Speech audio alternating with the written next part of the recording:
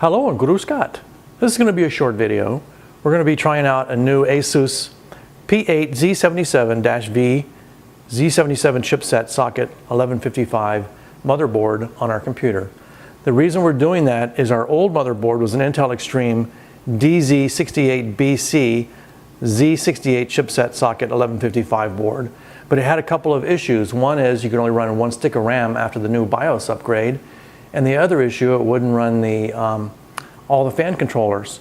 So because of that, we decided we're going to swap out the board, and that's what we're going to do. So we'll get that done, and we'll show you what it looks like, and we'll talk a little bit more about it in a minute. Okay, at this point, we've taken out the old board. It's right here. And this is the new board that's going to go in.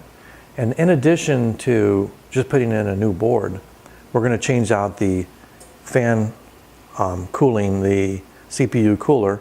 We're going to 120 millimeter fans from 92 millimeter. So here's the old unit. You can see it's much smaller. Here's a new one. It's raised up so that we can get the 2 sticks of RAM in. And so we're going to put all that together and we'll show you what it looks like. Right now we've installed the cooler backplate, and these are just snugged up real well. There's a special tool that comes with it, so you put a screwdriver into it and snug it up, not too tight. Also, we've installed the Wi-Fi module over here. It's an 802.11 BGN module that comes with the board. And so we install that, and again, just snug that up. And we we're working on an anti-static mat. Wanted to make mention of that. You want to make sure you're very careful, and you should use a wrist strap with a ground on it attached to the mat so that you don't cause any damage from electrostatic discharge. So we're going to flip it over and put another part on. Be sure and put your new I/O shield in to the case before you put in your new board.